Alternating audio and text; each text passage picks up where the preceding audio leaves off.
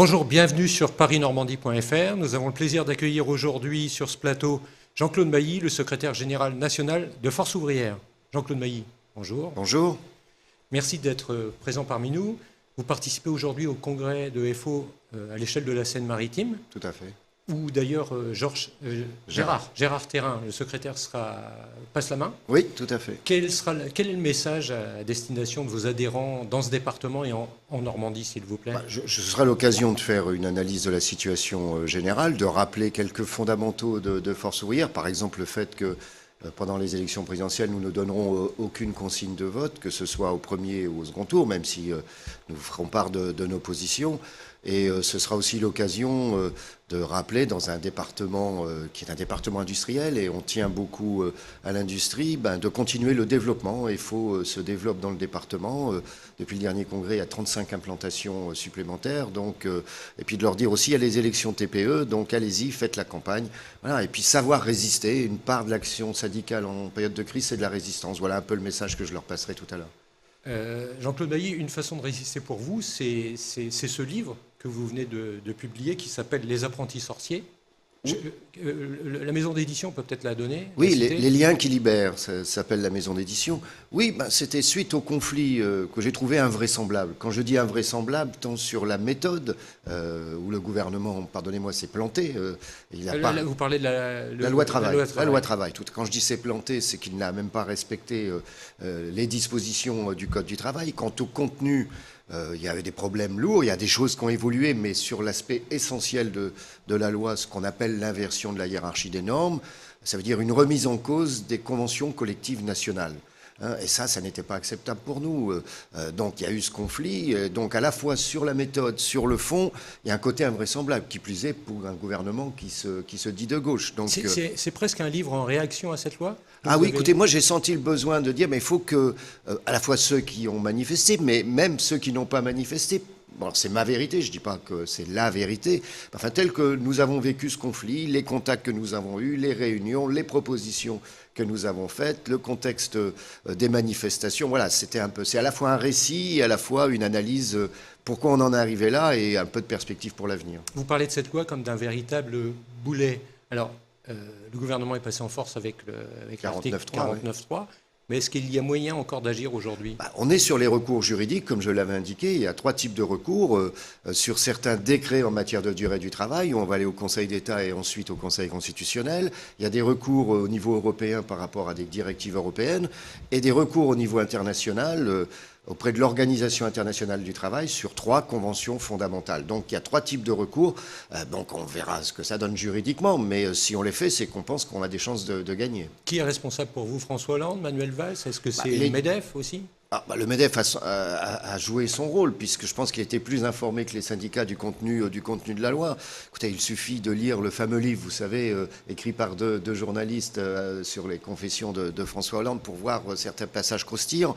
Mais en même temps, le premier responsable, c'est aussi son rôle constitutionnel, c'est le président de la République. Même si le Premier ministre, je dirais, on a un peu rajouté par son côté autoritaire et certaines formules choc, mais celui qui, en premier lieu, est responsable, c'est le président de la République.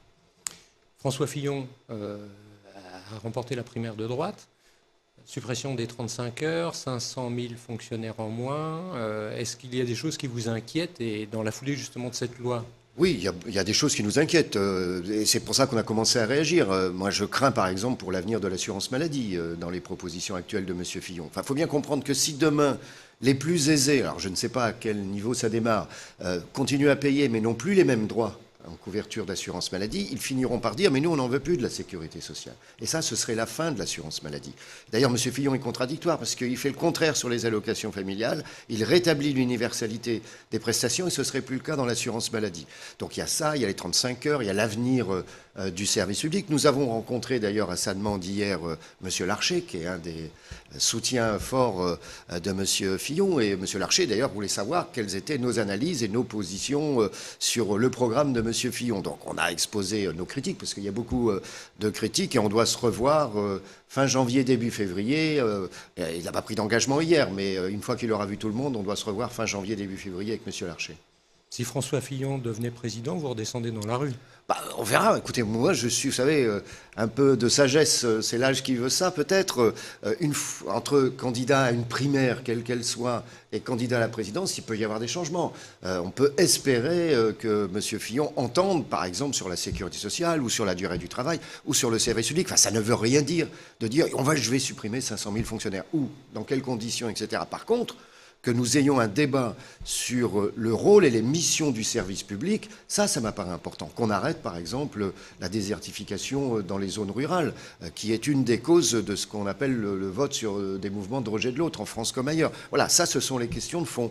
Mais surtout qu'on arrête avec une logique d'austérité que même aujourd'hui, la Banque centrale ou le Fonds monétaire international commencent à contester. Donc je pense que les vrais débats devraient avoir lieu. J'espère que cette présidentielle, en tous les cas, même si nous, on ne donne pas de consigne de vote, permettra de parler et du social et de l'économique et d'un élément qui m'apparaît important aujourd'hui, c'est l'avenir de l'Europe. Mais qu'est-ce qu'on pourrait pour autant attendre de la gauche? Qu'est-ce qu'il faut? J'en sais rien. Écoutez, moi, j'en sais rien. On va voir ce qui sortira de leur primaire à eux, parce que j'avais cru comprendre qu'il y avait beaucoup de monde au portillon.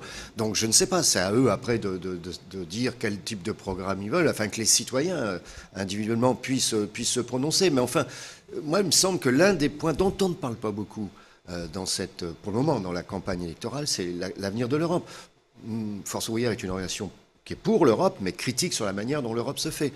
Et par exemple, il faut savoir que tous les syndicats au niveau européen qui sont réunis dans la Confédération européenne des syndicats ont fait une déclaration il y a 3 semaines critiquant les politiques d'austérité, demandant des investissements publics, des augmentations de salaire. Voilà.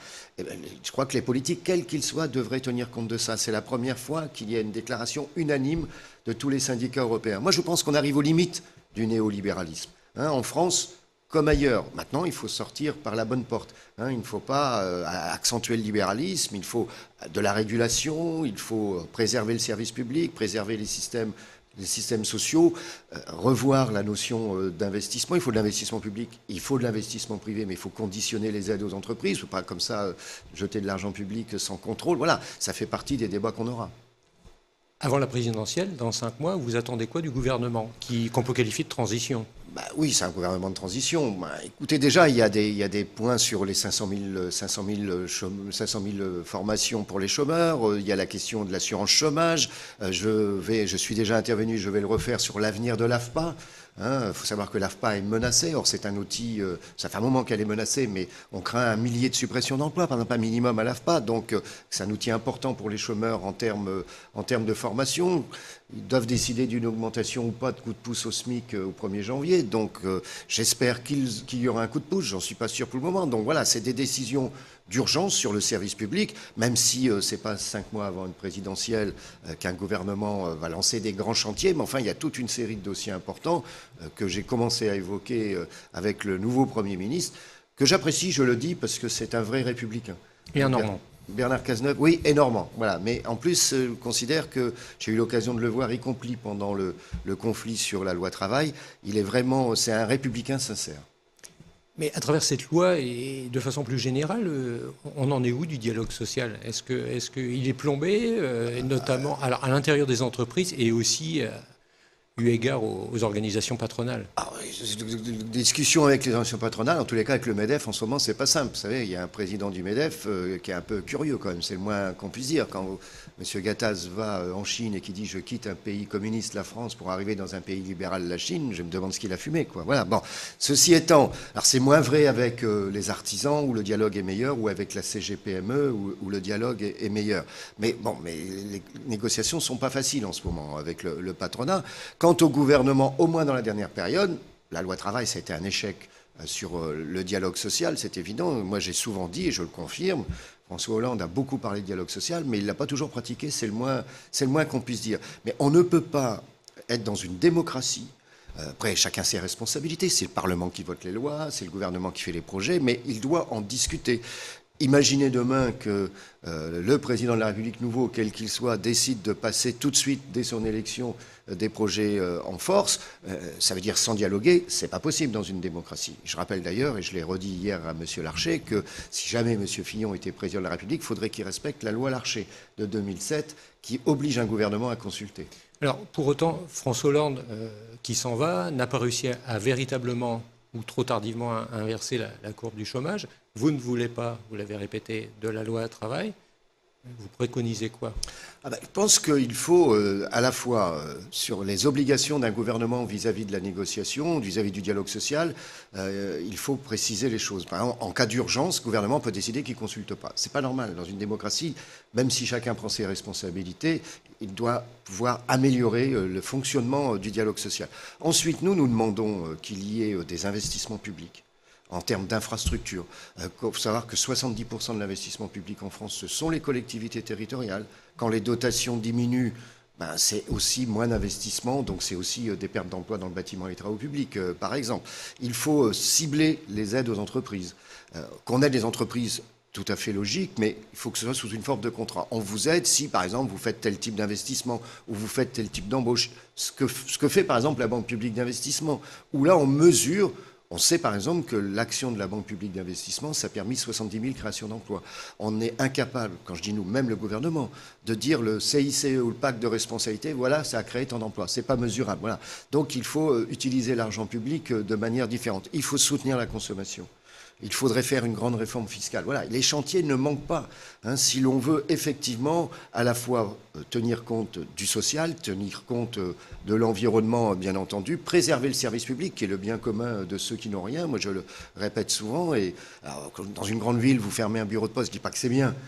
Mais vous pouvez faire 2 stations de métro et vous en avez un autre. Quand c'est dans une zone rurale, c'est beaucoup plus compliqué. Jean-Claude Mailly, que dites-vous? Quel est votre message à destination d'un patron de PME qui, lui, voudrait bien embaucher un apprenti, mais qui n'a pas plus que 3 mois de visibilité?